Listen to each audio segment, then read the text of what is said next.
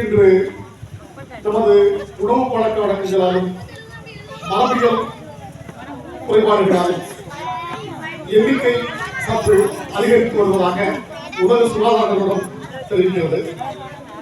சிறப்பு குழந்தைகளை நாம் கனிவுடனும் அன்புடனும் நடத்தி அவர்களுடைய தனித்திறமைகளை இனம் கண்டு வாழ்வில் அவர்கள் சுயசார்புடன் வாழ்வதற்கு நாம் அனைவரும் ஊக்குவிக்க வேண்டும். என்னோட பள்ளி சாத்தான்குளத்தில் இருக்குது.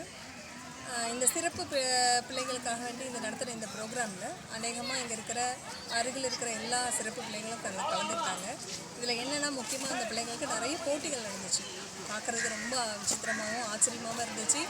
நிறைய கிராமப்புறங்களில் அந்த பிள்ளைகளை வீட்டிலே நம்ம குழந்தை சிறப்பு குழந்தைன்னு ஒத்துக்கிறதுக்கே பேரண்ட்டுக்கு பல வருஷம் ஆகும். அதுக்கு மேற்பட்டு ஏன்னா நானும் ஒரு சிறப்பு குழந்தையை வச்சுருந்தேன். என்னோடய சிறப்பு குழந்தை இப்போ இல்லை. ஆனால் நான் என் குழந்தைய தெரிஞ்சுக்கிட்டதே ஒரு 6 மாதம் கழிச்சு தான். கழுத்து நிற்கலை, ஒவ்வொரு படிப்படியாக. ஸோ அந்த மாதிரி ஒவ்வொரு இடமும் நம்ம பார்க்கும்போது நிறைய பேர் அடுத்த கட்டம் நம்ம குழந்தைக்கு என்ன கொண்டு போகணும், நம்ம குழந்தைக்கு இந்த பிரச்சனை இருக்குது, நம்ம எங்கே போகணும் அப்படின்றதே தெரியாமல் யாராவது சொன்னாலுமே அதை புரிஞ்சிக்காமல் என்ன பண்ணிடுறாங்கன்னா அந்த குழந்தைய வீட்டிலே வச்சுட்டு ஒரு சர்டன் ஏஜ் ஒரு 6-7 வயசுக்கு அப்புறமா என் குழந்தை பேசலை, என் குழந்தை நடக்கலை, என் குழந்தை எதுவும் செய்யலை அப்படின்ற ஒரு இதுக்கு வந்துடுறாங்க. ஆனால் இப்போ நம்ம இந்த ஸ்பெஷல் ஸ்கூல்ஸ் அப்படின்றத தேடி கண்டிப்பாக போகணும்.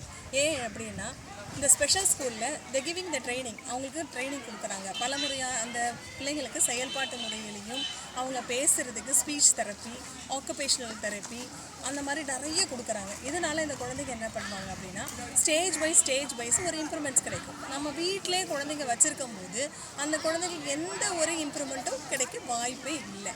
அதனால் நான் சொல்கிற ஒரு சின்ன கருத்து என்னென்னா, உங்களுடைய இல்லத்தில் உங்களோட குழந்தைய 6 மாதத்துலேயே நீங்கள் கண்டுபிடிக்கலாம் நம்ம குழந்தை என்ன கேட்டகரியில் இருக்குது அப்படின்னு கொடுக்குறாங்க. ஸோ நம்ம குழந்தைய நம்ம வீட்டிலே வச்சுக்காமல் இந்த மாதிரி ஒரு ப்ரோக்ராம்ஸ்க்கு கூட்டிகிட்டு வரதுனால அந்த குழந்தைங்க பேச்சு போட்டி, ஓவிய போட்டி, அதன் திறமைகள்லாம் பார்க்கும்போது ரொம்ப ஆச்சரியமாக இருந்துச்சு. அப்போ இவ்வளோ திறமையுள்ள குழந்தைங்கள நீங்கள் வீட்டில் வைக்காமல் வெளியில் கொண்டுட்டு வாங்க.